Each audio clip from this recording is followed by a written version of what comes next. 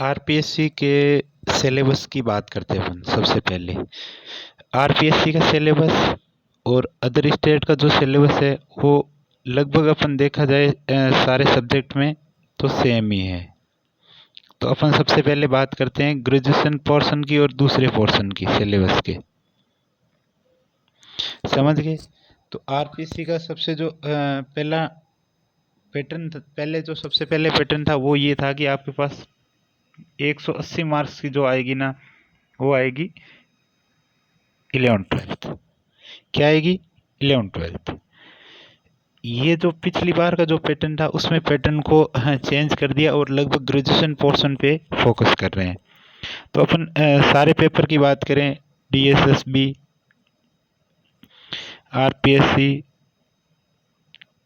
EMRS, इन सब का लगभग अभी के कंडीशन के हिसाब से जो ज़्यादातर फोकस है वो है ग्रेजुएशन पार्ट पे। किस पे? ग्रेजुएशन पार्ट पे। तो 11th-12th का तो नॉर्मली जो 11th-12th की बुक्स है उनके जो पेपर्स वगैरह है वही है ज़्यादातर, जिसको एनसीईआरटी की दोनों बुक्स हैं वो सफिशिएंट है, और कुछ एक्स्ट्रा क्वेश्चंस वगैरह कर ले तो अच्छी बात है। इसके बाद अपन आगे बढ़े तो ग्रेजुएशन पोर्शन की बात करें। सबसे पहले ग्रेजुएशन पोर्शन में इसमें जो आरपीएससी ने जो डाल रखा है वो अपने 8 पार्टों में डाल रखा है, 8 यूनिट में। सबसे पहले एलजेब्रा का पार्ट डाल रखा है, जिसमें ग्रुप, नॉर्मल, सब ग्रुप, परमुटेशन ग्रुप, ऑटोमॉर्फिज्म, इस तरह से ये पहला पार्ट डाल रखा है, एब्स्ट्रैक्ट एलजेब्रा। दूसरा है कैलकुलस। कैलकुलस के अंदर partial derivatives, maxima minima of function of two variable, ये चीज़ें। उसके बाद रियल एनालिसिस। रियल एनालिसिस में रियल के जो सीरीज है उनकी बात करते हैं पूरी, कन्वर्जेंस, डाइवर्जेंस, इस तरह से lower and upper limit, bound and close and open set, ये सब चीज़ें जब बात करेंगे तो रियल की बात करेंगे। उसके बाद आता है वेक्टर एनालिसिस। वेक्टर एनालिसिस में वेक्टर का जो पार्ट दे रखा है, curl, vector identities, Gauss, Stokes, green theorem, divergence, इस तरह से वेक्टर की बात करते हैं। फिर आ रहा है डिफरेंशियल इक्वेशन डी, ये चैप्टर। फिर है स्टैटिक्स एंड डायनामिक्स। फिर है एलपीपी, लीनियर प्रोग्रामिंग। इसके बाद जो 8 नंबर का जो पार्ट दे रखा है वो एनए और डीई का दे रखा है। किसका? एनए और डीई का। ये 8 पार्ट दे रखे हैं ग्रेजुएशन के, और लगभग सारे क्वेश्चंस हर एग्जाम में, फर्स्ट ग्रेड देखो, सेकेंड ग्रेड राजस्थान का, डीएसएसबी, पीजीटी, टीजीटी, सारा फोकस है जो ग्रेजुएशन के पोर्शन पे है। अब ग्रेजुएशन के पोर्शन की दिक्कत क्या है कि अपन थ्योरी पढ़ भी लेते हैं तो क्वेश्चंस नहीं होते एग्जाम में। सबसे बड़ी दिक्कत ये है कि थ्योरी पढ़ने के बाद भी सर क्वेश्चंस नहीं होते हैं। हाँ, ऐसा सबके साथ होता है। तो इसके लिए आपको ये है कि कहीं भी जाओ आपको थ्योरी करवा देंगे, क्वेश्चंस दे देंगे। इसलिए मेरा यही कहना है, यहाँ से पढ़ो या कहीं से भी करो, जितने हो सके मैक्सिमम 500 पर चैप्टर, या जितने भी मैक्सिमम 1000, जितने भी क्वेश्चंस मिल सके ना, उन क्वेश्चंस को प्रैक्टिस करते रहो।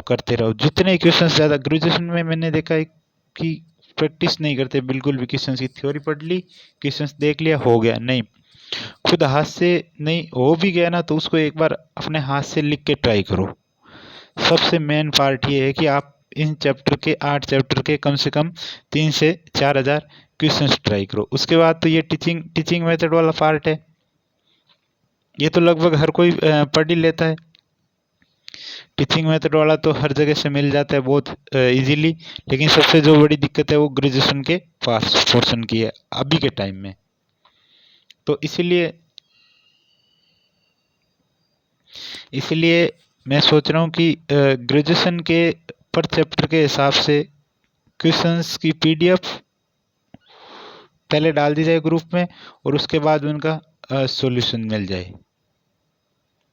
ये वाला काम अभी अपन करेंगे। ये 8 चैप्टर हैं, पर चैप्टर के अच्छे अच्छे क्वेश्चंस जहाँ से भी मिलेंगे मेरे को वहाँ से कलेक्ट करके आपके सामने रख दिए जाएंगे। अब ये जो मार्क्स वाला पैटर्न है इससे कोई मतलब नहीं है, ये सारा हटा दो, क्योंकि अब जो पैटर्न है वो आरपीएससी अपने हिसाब से करेगी।